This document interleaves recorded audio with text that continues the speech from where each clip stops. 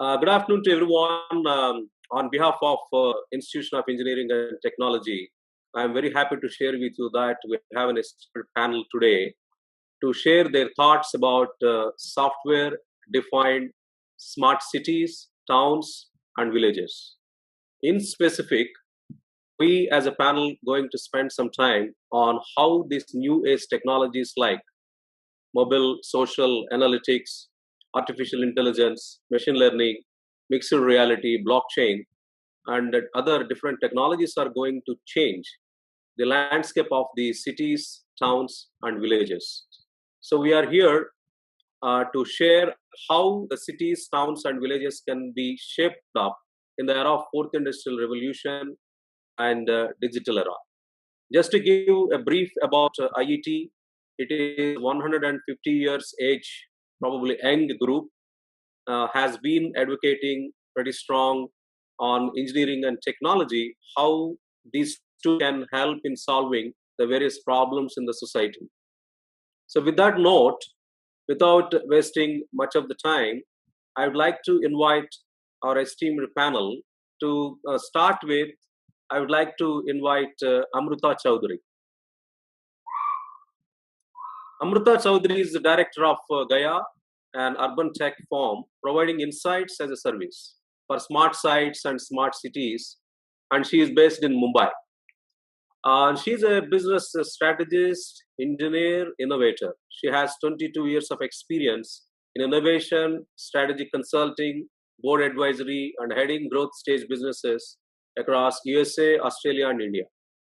And very important information about her is she holds 7 US patents for semiconductor manufacturing. I think congratulations, Amruta. She is an independent director on the board and audit committee of Mahindra Life Spaces Developers, Nesco, and Simmons Marshall. She is on the board of Drishyant, a tech startup for social sector. She holds degree in BTech from IIT Kanpur, MS from UC Berkeley, and MBA from Carnegie Mellon Tepper Business School. Thanks, Amruta, for joining today's panel. Delighted to be here. Thank you.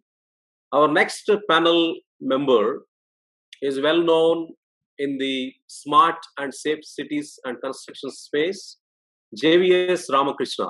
He has around 25 years of experience in technology, strategy, business development, global delivery, and building high-performance cross-domain teams. He has also worked in different countries like UK, South Africa, US, Japan, India. And currently, he is the business leader for safe and smart cities in L&T Smart World. Earlier to this role, L&T Smart World, he was the chief IT officer at Hyderabad Metro to provide tech leadership to Greenfield Metro Rail from strategy to different solutions. And his last role was country head and area vice president in South Africa. Thanks, Ramakrishna, for joining this session. Thank you. Thank you for the opportunity. Right. Next, Sunil David. He's also my colleague in IET and very passionate leader. And he has 26 years of experience in the IT and telecom industry. And he's currently the regional director, Internet of Things for AT&T India, and he's based in Chennai. He is responsible for building the IoT strategy for the India and ASEAN regions and working with various internal stakeholders to ensure successful execution. Working on building a robust partner ecosystem for AT&T in the entire IoT value chain. That means the devices, the platforms, and applications. So I invite Sunil David to panel to join this panel. Okay, thank you, Sunil, and thank you, everyone. Before we getting into the discussion, probably let me set the tone and context. Let us make this a bit of informal discussion, rather very formal panel. All right, we're talking about 3 important areas. So healthcare, education, and environment. All these 3 are very, very important, right? There are so many opportunities and challenges. So if you look at in the healthcare in India, I think 60% of the deaths are happening because of the non-communicable diseases like heart attack, diabetics, and so on and so forth. Surprisingly, in India, 60% of the money is spent from our pocket, unlike in other countries. In other countries, for the healthcare, they spend probably 13% around in USA type of a country, most of the money is spent by governments. That's another important aspect we need to consider. And from the GDP, India spends just 4.7% for the healthcare. It is, I think, 125 times lesser than USA, probably 5.5 times lesser than China. I think there are so many opportunities exist how these digital technologies which have been talked about can really take us to the next leap is very important. So we will discuss on that. And second important area is the education. I think education is very, very important. But I'm more concerned, I'm talking about this. When we're talking about the robots, the humanoids are going to take over. I think Sunil is probably passionately driving that with his IoT ideas. What happens to our workers, or white collar or blue collar? And most importantly, the students coming out of the academic institutions, are they ready for this game? So, unfortunately, in the Indian education system, most of the education happens with just reading and understanding, not analysis, application of the knowledge, and creativity. Unless we teach the students on those three, tomorrow reading and understanding type of skills will become redundant because the humanoids, the chatbots, and virtual assistants can do those recurring jobs efficiently than human beings. So, how education can really go to the next heights? I think that's very important. Second, important, because of these technologies, can we take this education to the doorsteps of the students in the rural India? I think that's very, very important. Today, thanks to technology, we can take it. A qualified and competent teacher from a metro city can teach, which can be probably taken by the rural students, right? That's one. And coming to, I think, the environment, and I also include there the biodiversity, very alarming statistics. The carbon emissions, if you look at, I think every year, 33.2 gigatons of carbon dioxide getting emitted. And 2.2 billion around people are drinking contaminated water, right? That is a serious, alarming thing. And 18 million trees are cut just to get the paper. 40% of the forest is removed, I think, in the last 1 century by all of us as human beings, right? 7 billion animals getting killed for the human food every year. 7 billion people are dying just because of the pollution. Very, very alarming statistics. We are here to discuss now how the digital technologies, if not all the problems, but at least few of the problems we can solve effectively and efficiently, and we can also create new opportunities. To begin with, I request Amruta to share her thoughts on the healthcare in India or globally, what's happening, how these new technologies can help us to build a robust and sustainable healthcare system. Thank you, Amruta. Thank you so much. First of all, thank you for inviting me for this panel. So you very effectively set up the challenge in India that we have, that healthcare spending is very low.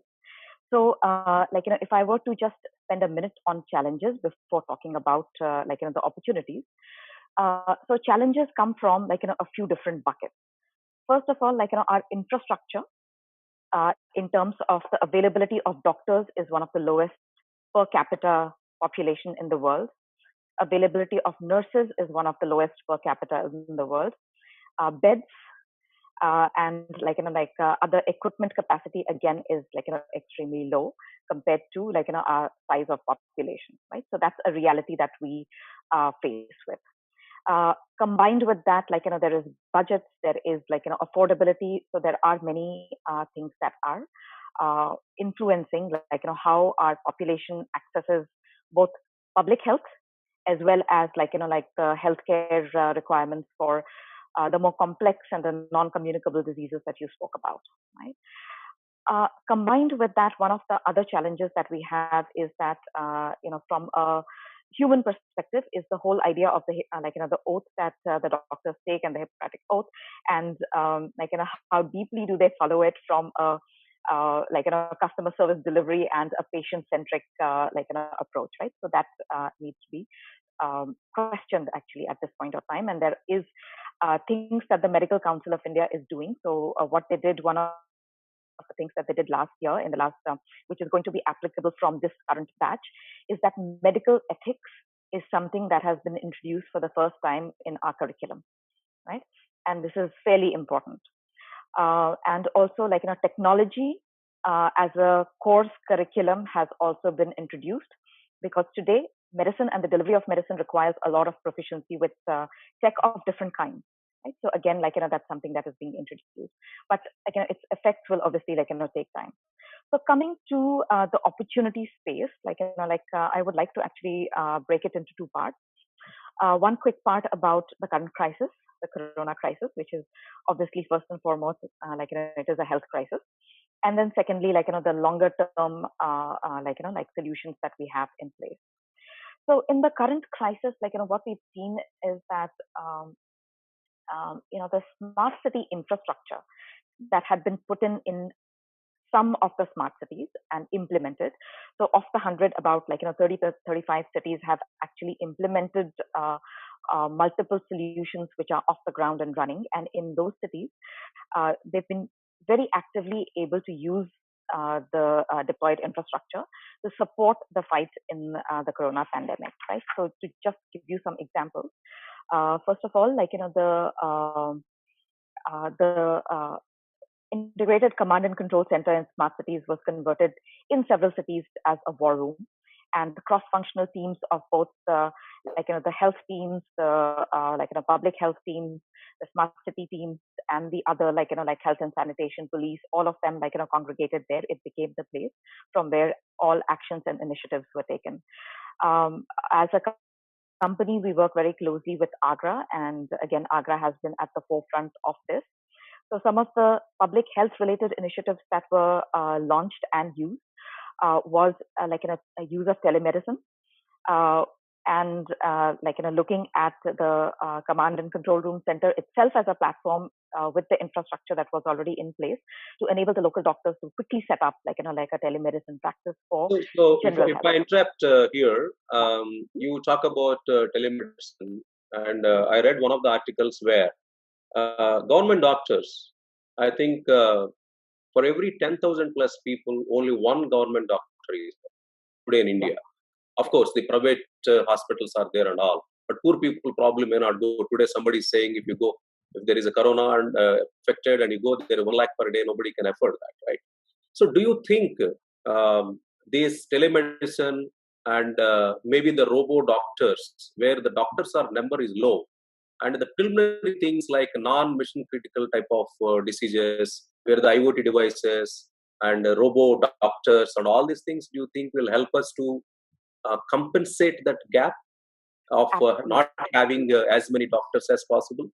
Absolutely. The entire telemedicine has been happening for the last decade. We've been hearing about it, but I think this crisis will actually give it a lot more impetus. And where it is helping now is that there are kits that are being created for let's say not in the current scenario, not in the corona scenario, but in the normal scenario, a public health center will be given a certain kinds of kits which then enable a nurse practitioner over there to work with a doctor in the city, and then the diagnosis to happen that way, where certain kinds of tests, basic tests basic blood tests and so on, can be done by the nurse, and then the doctor and or the specialist can be on call. So clearly, that is a way to bridge both distance and the resource constraint that we have in the country. Can we see a doctor in the next 10 years? Do you think a doctor where come on to my screen and I just all the details are sent, then it will say use this, and of course, the lot of regulatory and different standards to be there, but non-critical and no dangerous medicines specific to a doctor? That I think is a far cry. I know, IBM Watson around the world, have been trying to see if it could bring in a lot of complex, AI algorithms to do a lot of predictive analysis of like trying to understand from symptoms, how to predict what the patient's condition is, and from there, move on to the next steps of from diagnosis to the next step of action. And Okay. it's just very, very challenging, right? So to see a robo doctor or sort of like a chat robo doctor chatbot to do the full circle from speaking to the patient, diagnosis, and prescribing things, it's a far cry right now. It will be human aided, and that is the correct way to go for the next decade for sure. Sure. Right. Okay. But going back to the current corona crisis, some of the other public health related things have been so there have been a lot of apps and IoT wearables which have been used for tracking and quarantine monitoring. There are testing kiosks been made. There are a lot of app-based solutions, including some that Gaia has launched for COVID-19, which look at citizen health risk assessment.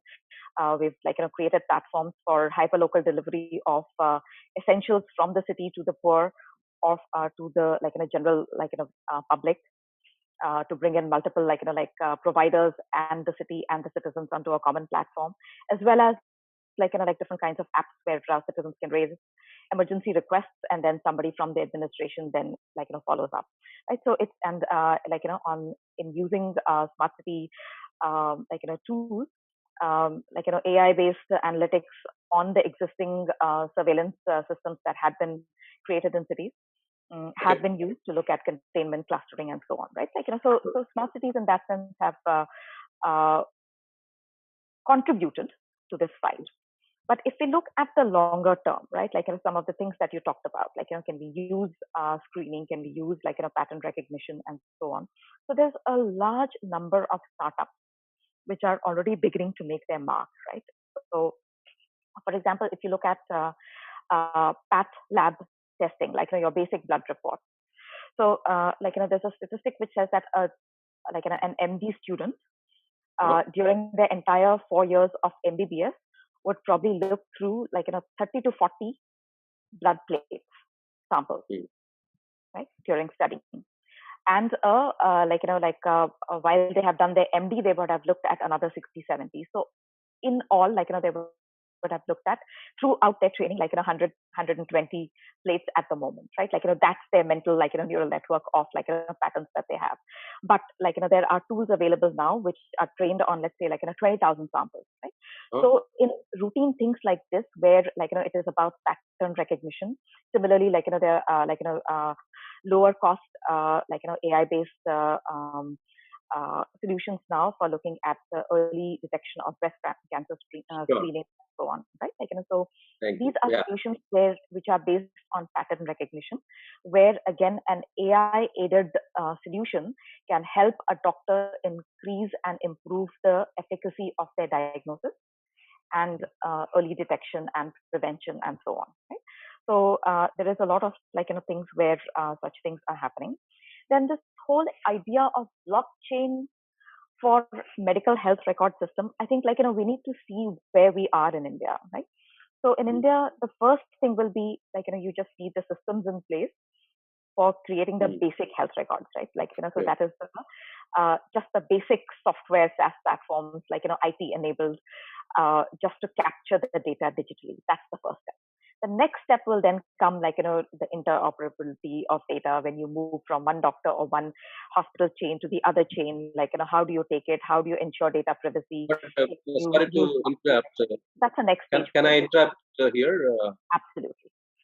Just when you said these health records and all, who will maintain that hub? Because that is very. So there will be millions of hospitals will be there, millions of patients will be there, but somebody who is trusted. Of course, blockchain might help to some extent, but somebody should own that platform and make sure the access controls and everything to be done. Is it a government can do, or other organizations have to do that? This, as you said, interoperability, exchanging the information. Yeah. See, I think the largest concern over here would be, especially in medical health records, will be privacy, right? Around the world, patient privacy is very important. So the government really does not get into maintaining health records of citizens in most countries, right? So that possibly is not the right way to start or the right point to start. And it is a challenge which even other countries which are on a slightly higher curve than us in adoption of medical record systems are still facing, because in global markets they tend to have large hospital chains or large insurance insurance services, which then connect with certain chains. So the point of entry is either through a large hospital chain having its system, which is then shared across its network of hospitals, or by an insurance company having a system which is then shared by all the hospitals in that network, right? But the minute you move Do you think from we that, have, suppose if I am owning a hospital, yeah, every day 5,000, like XYZ type of hospital. yeah, So sharing the information always, I'm worried. I mean, I have to share now. Today I went to one doctor in one big chain hospital, but tomorrow probably I went to another city where some other hospital I went there, the doctor has to access my electronic medical record. yeah. Right? That's the core crux of having these technologies, right? So I don't need to carry my record, and anywhere in the world I can access that. The doctor can see it. So, what is the timeline you think in India we reach that state? Globally, we have not reached that stage. First Okay. of all, so it was utopia globally, right? Okay. Secondly, I think from a in a design thinking framework, there was a project that I was doing as part of one of there was an MIT led working session that we were a part of, and we were trying to see, can we use design thinking principles to rethink how would people get together, and how would so actually the questions governing this are not technology, but the questions governing this are who owns the data, what is Right. the ethics of data sharing, what are the rules and boundaries that govern data access and data sharing. Okay. Does the patient have access to all of his information, right? Because as a patient, the hospital has certain things in their records. Do I have access to download 100% of that? And then when I move providers, can I take some of this along? So Okay. there is a larger question over here which nobody has solved. So probably I think we will pause here, and we'll move to Ramakrishna and Sunil also to share probably very briefly. Sunil, in our view, how IoT devices will change the healthcare in the cities, villages, or towns? If you could share very briefly, that will be maybe Sunil, and after that, Ramakrishna can share. Ramakrishna, I have another question for you, as you come from a different segment. So, okay, Sunil, just Right. probably within 30 seconds, if it is possible. Yeah, absolutely, VSR. So I think from an IoT standpoint, what I really noticed over the last 3 months is how quickly there were startups who came up with very innovative solutions. There's a startup called Nextbyte who came up with a low-cost ventilator. Today, a ventilator costs about 60 to 70,000 bucks. They came up with a ventilator for 6 to 7,000 rupees. There's another company called Avatar Tech Private Limited, which actually 3D printed a ventilator, low cost, right?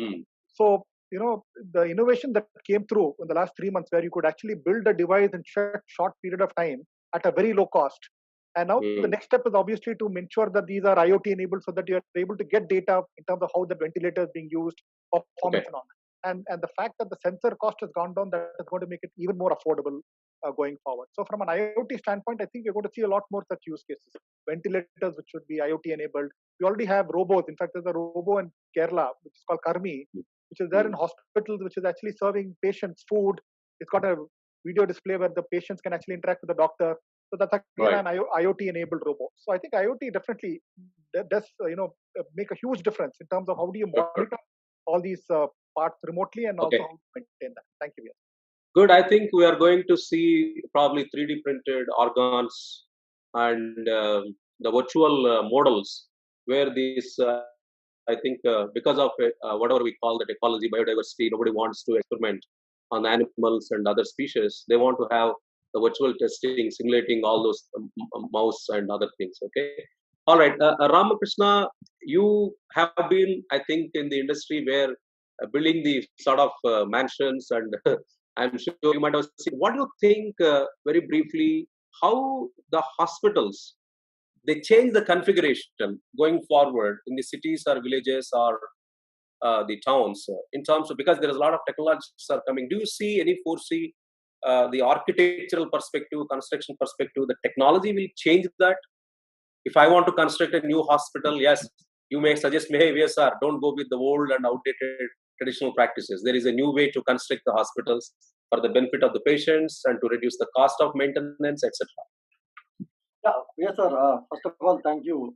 Though I'm not a construction expert, but I can talk about what's happening in the industry.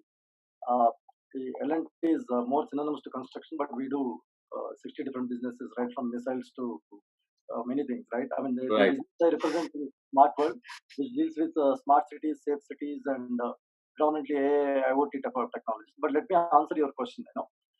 The way L&T has changed itself, even on the construction side, is not about building a hospital. It's not about building a building. The design thinking has been applied right from day one, even in the construction.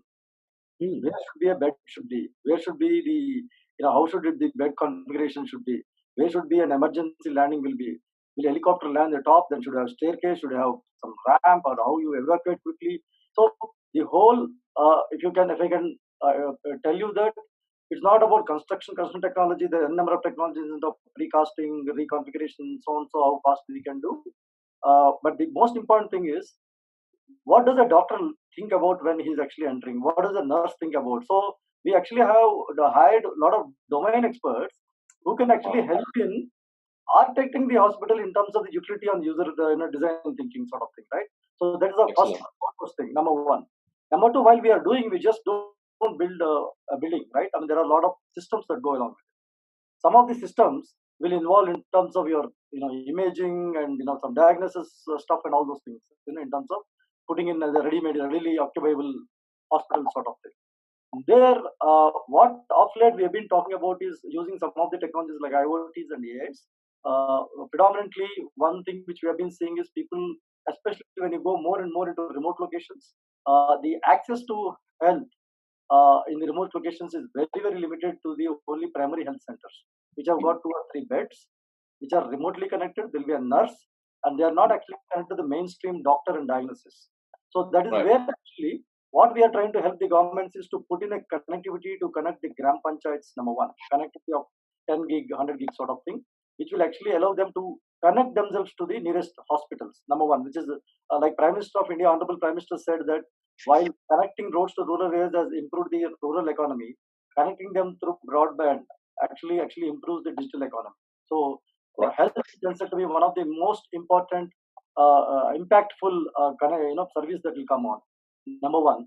Number two, while like you are mentioning and Amrita was also talking about, there will be a lot of non-intervention diagnosis which could be done once you have a connectivity in terms of using artificial intelligence or machine learning, in terms of X-rays, in terms of some of these, radio, reports and all those things. Okay, even if you see typical radio imaging, report for any cancer type of therapy, what do they write? They actually do not actually give you a very precise diagnosis. They say no evidence of disease. They don't say no.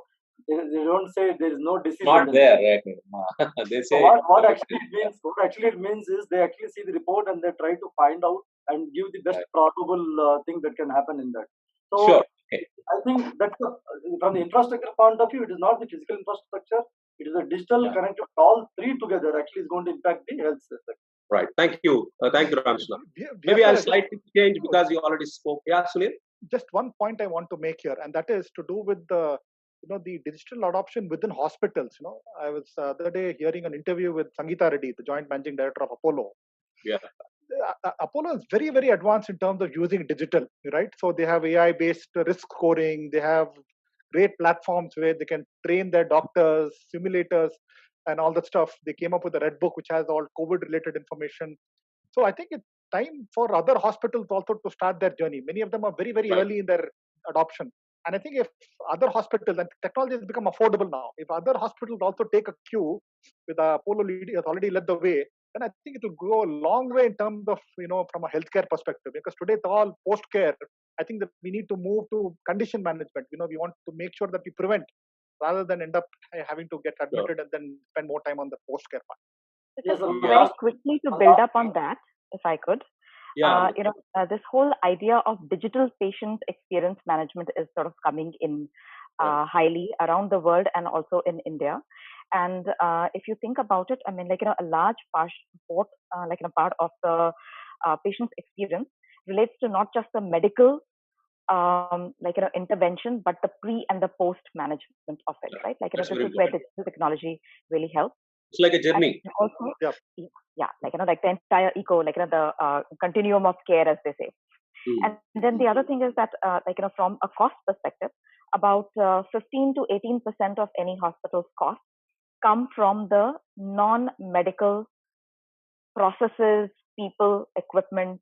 So just your general, your things like, your HVAC, the blood bank operation, the canteen operation, the staff, the ward boys, and so there's a lot of talk about efficiency and optimization over there, because right now we are seeing that skilled labor is there's a shortage of skilled labor, and there's a lot of time sometimes that gets wasted in terms of critical care not being given because of these kinds of time lags. So again, low cost technologies can help there. Okay, thank you. I'm just want to say very quickly, so we can One move to last the point. One last point. You were Yeah. talking about the hub of medical records. Recently, Niti Aayog has already announced, after they announced this Ayushman Bharat, they're actually working on something called National Health Stack, which exactly talks about the hub, what you're talking about in terms of EMRs, wherein the patients as well as the insurance providers can have an exchange the records and then the claims and all those things. Excellent. I think it's expected to be done in 2022. Yeah. I mean, we need to see how it progresses. Now the doctors in millions of hospitals also need to get the access without compromising the privacy. The patient has to get access and all. I think that hub is very critical. For that, probably blockchain play a very vital role. Yeah. So maybe I will change the order. So maybe I'll ask now Sunil. Already I think Ramkrishna spoke now. So let us get into Sunil. I want to ask you a question. So do you think we all will survive for a long time in the current environment and the imbalance what we have been creating? What do you think? And are we going to give a better future for the next generation? I'm always an optimist, VSR. So I'm pretty sure that maybe future generations will probably have a better environment and better, cleaner air to breathe in. But coming to this whole topic of environment, VSR, I was reading a Stanford study. As per a Stanford research, it showed that the forest loss has led to the spread of pandemic diseases. They came up with a study in April 8, 2020. And if you just look at COVID, if you just look at the origination of this whole thing, it happened in Wuhan in China in a seafood market, right? And apparently, at least at the initial studies, say that it got transferred from a bat, right? That is what the initial study says. And so what has happened is massive deforestation has happened. And what happened is that because of that, you find animal habitats getting destroyed, and the animals have come closer to where human habitats have lived. And that is the root cause, So a lot of the previous pandemics also have to do with the same aspect of massive deforestation, and we completely change the animal biodiversity, so to speak, right? So I think and technology can perhaps play a big role there, right? For example, you could have drones that can do tree count in forests. You could have sensors attached so that you can make sure that people don't intrude to areas which you're not supposed to. So technology can definitely play a big part there. Now, coming to the environment part, I just wanted to divide this into three parts.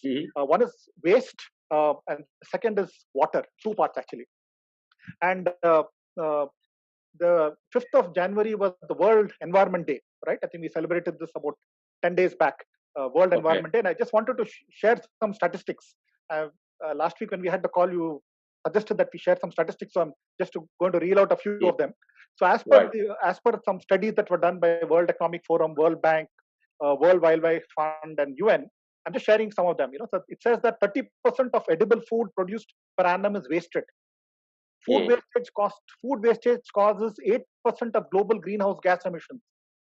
3 kgs of wasted food produces 23 kgs of CO2 that is emitted in the atmosphere. 85% of all textiles are thrown away each year. 35% of microplastics which never degrade are found in the Earth's oceans come from textiles like polyester. And microplastics causes 31% of plastic pollution in the oceans. So So can you imagine, the kind of situation that you're dealing with, right? Another study, this is done by a company called Xylam. It says that in India, 62,000 million liters of water is generated, wastewater sewage is generated in urban areas. 62 million Mm. liters of per day of wastewater sewage is generated in urban areas, and only 37% of sewage generated is treated, right? Mm. So So hats up to you, and still you are very optimistic. I'm very. I think you are pretty confident. So no, how next 20 years will change? We have to see now. no, we At have least our generation needs to get benefits with technology. the VSR. I think we made the right start, right? So, for example, some of the smart city initiatives, obviously, they need to be accelerated in terms of Yeah. using of technology.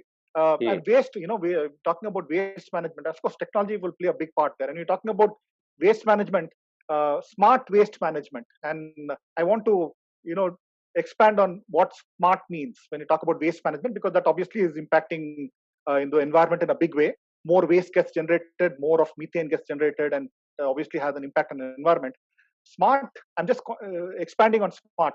One is you segregate waste, then you modularize waste, so you have them in separate modules. You assess, you recycle and trace. Now, in all these areas, you could definitely use technology, right? For example, simple use case VSR, waste bins, which are, today you have technology, we can have sensors attached to waste bins. The moment the fill levels go up to a certain percentage, 80%, 90%, alerts can get generated, and the municipal guy can send the Right. pickup guy to come and lift it up and take it to and get it disposed. Right? That is a simple use case. Certain cities are doing it. Perhaps this has to get all more pervasive in India. I think they are becoming some revenue generating entities also. They are putting some electronic screen on that, the waste bin, and playing some ads in some of the countries.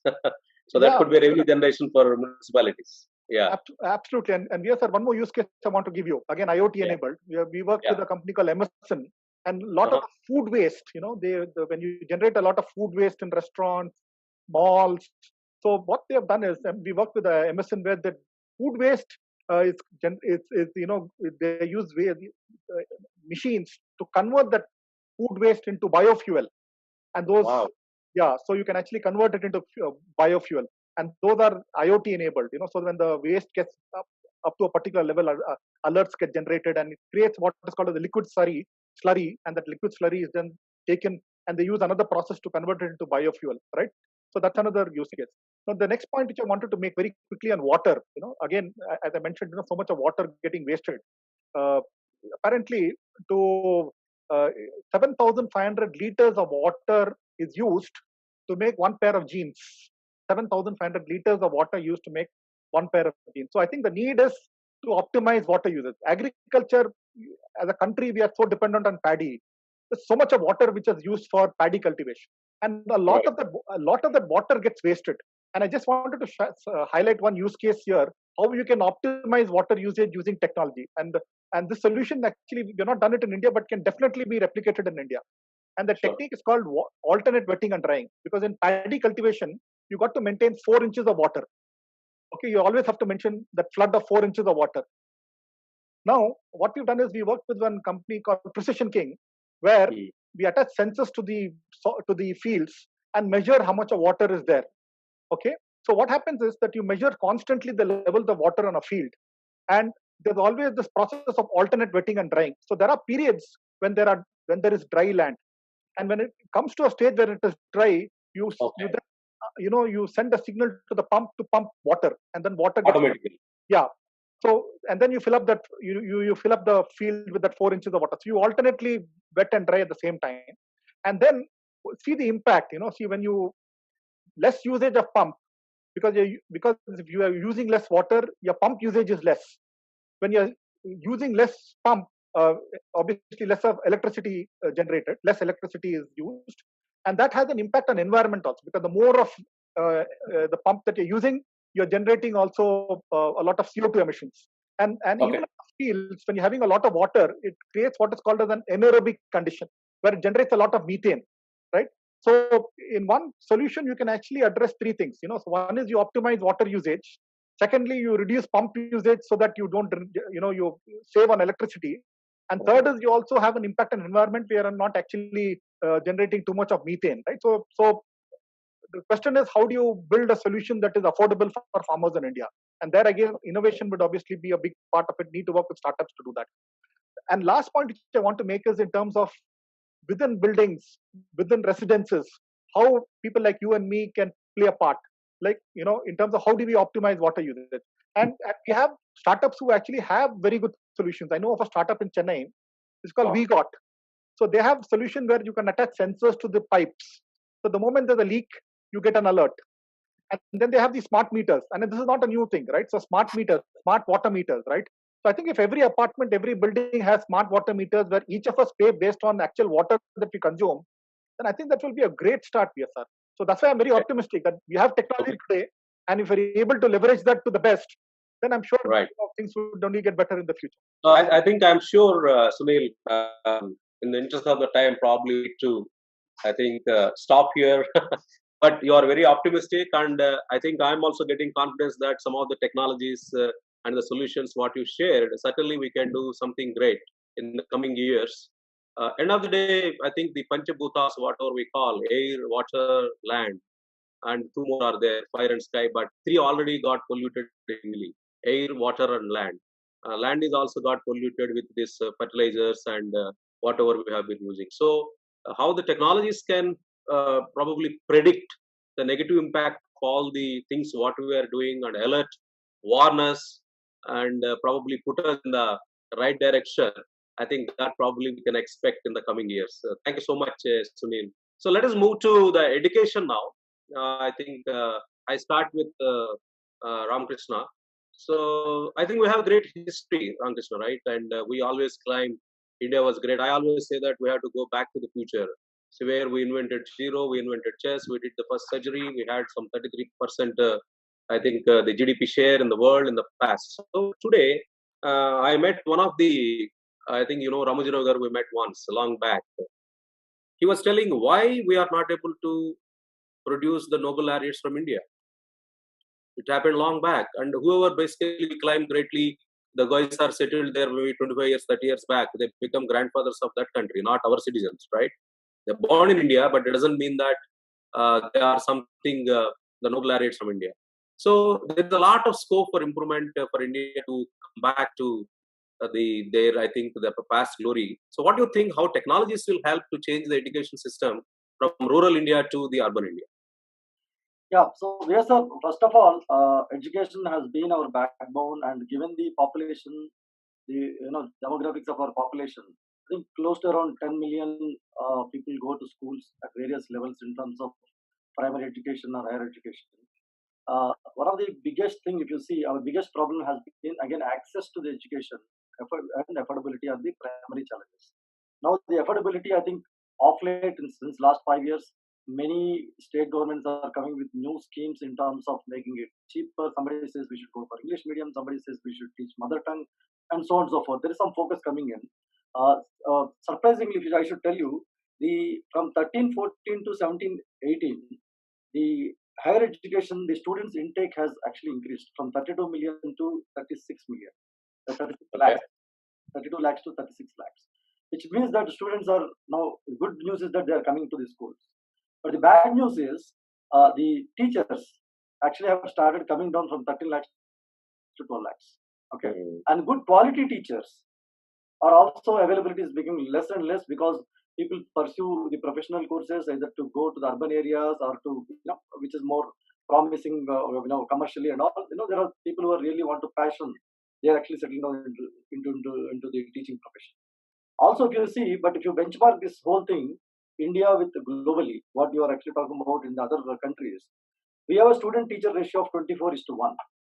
Whereas one of the best is Canada, I think it is around 9:1.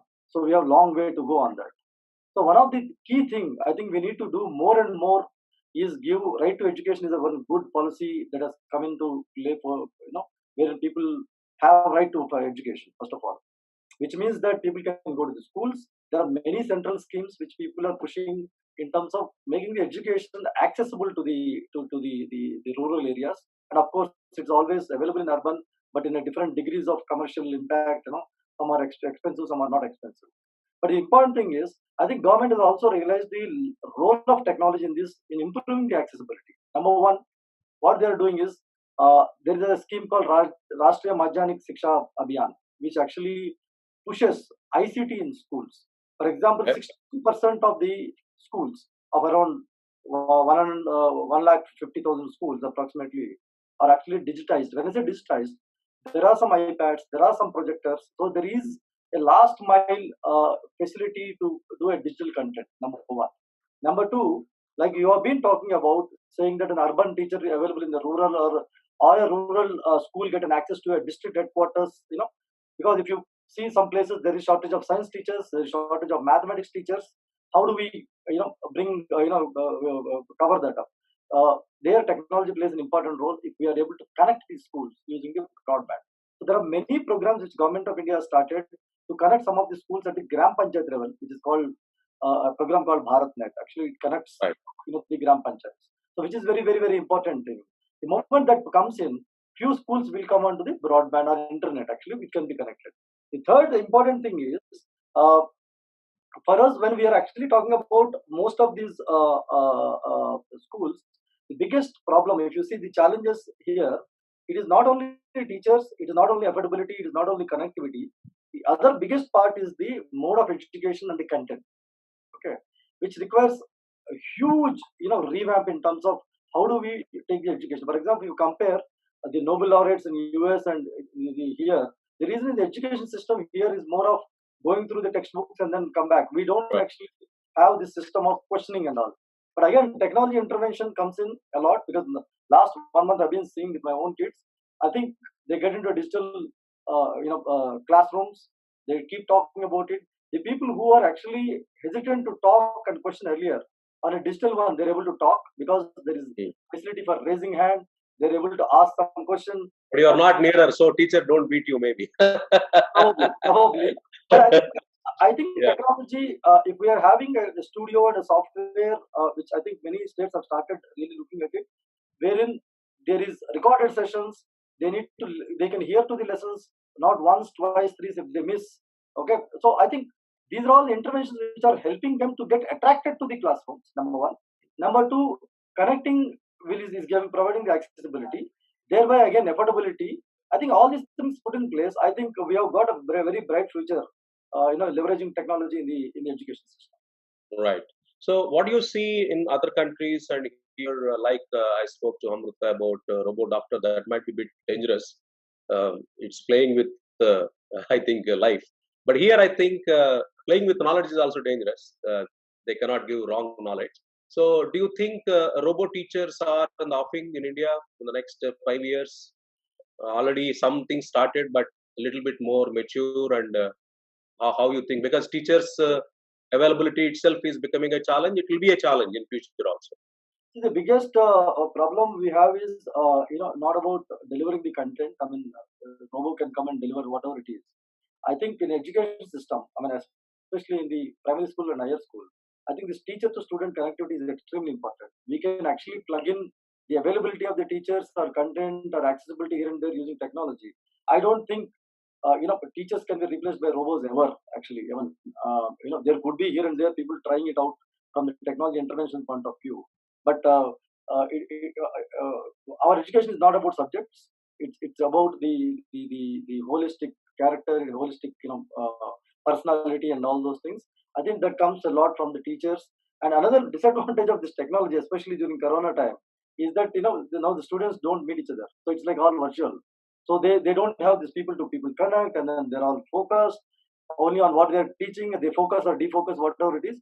I think what is important is, I don't see robots coming in, but what I see a lot of role in terms of artificial intelligence coming in terms of monitoring the students' behavior, who is lagging, who is not lagging, not just by marks, in terms of their behavior, their attention. How can we actually help to change the course content so that we can deliver better and better? Those things are already happening. We are already working on few projects, which will help the teachers on that. Okay.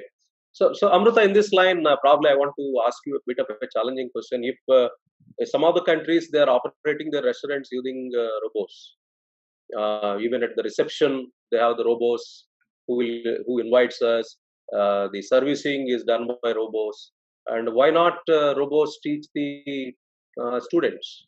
If I have very less number of teachers, a robot teacher will be there. I will have a name, and she looks like any human being, a humanoid. I mean, what is the problem with that?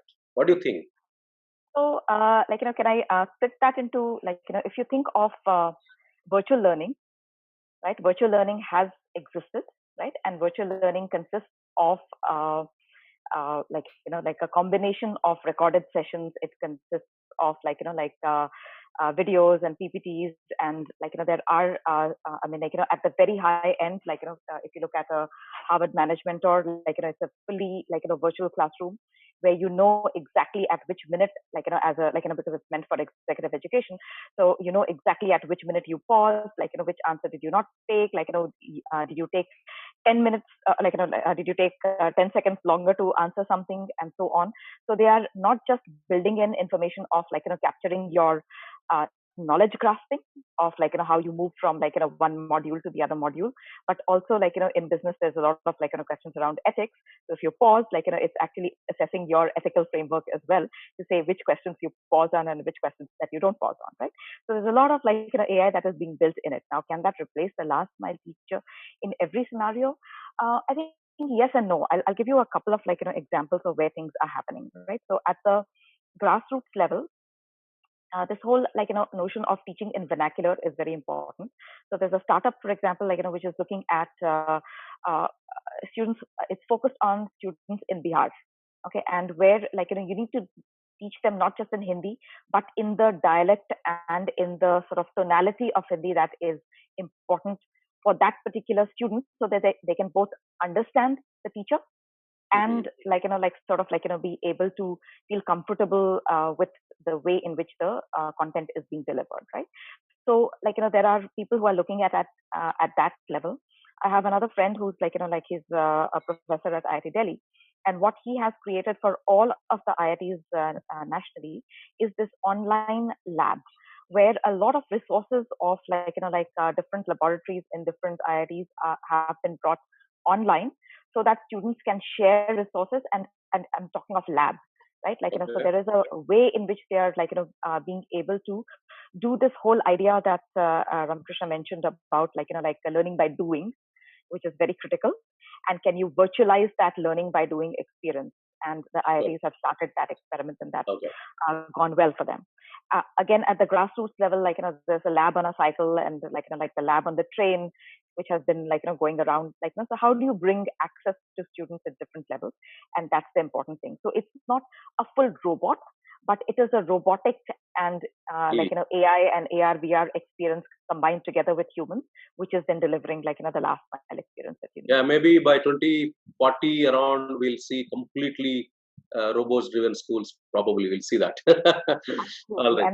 And there was an initiative from the government that just got announced, so NCERT has joined with a few organizations, and a lot of the curriculum is going to be made digital.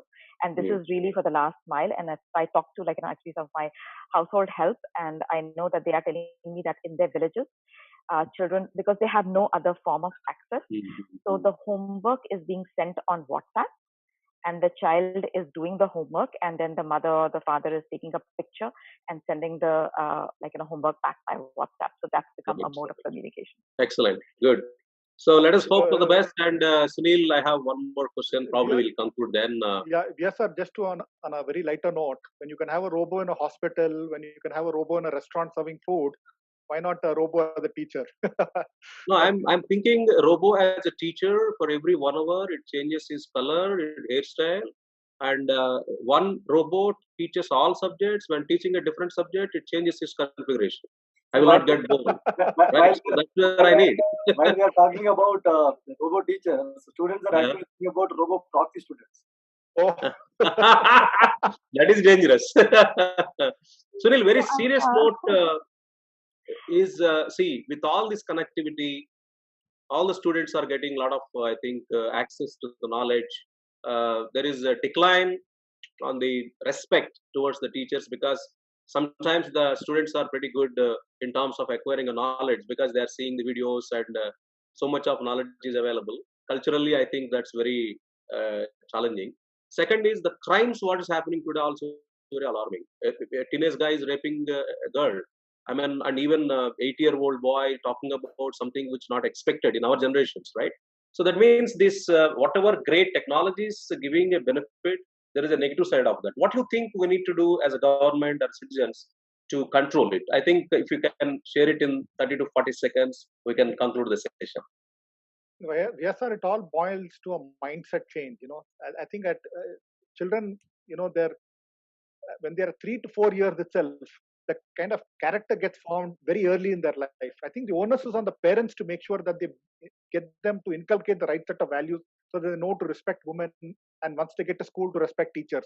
So I think a lot, I'm not going to use technology here, but I think it's more on the parents' part to make sure that very early in life, they get their students to, the kids to kind of inculcate the right set of values.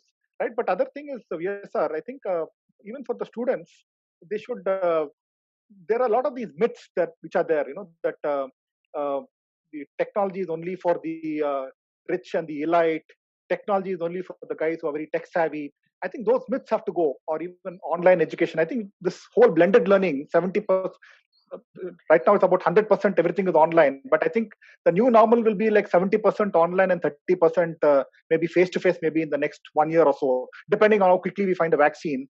But I think we got to remove all those myths saying that online education is not really good, or the certificates and education, whatever certification that you do, courses that you do may not be very valid. All these myths have to go off at a very early stage, VSR. And I think that myth that tech will replace teacher, I think that has to be completely removed. Okay. Yeah.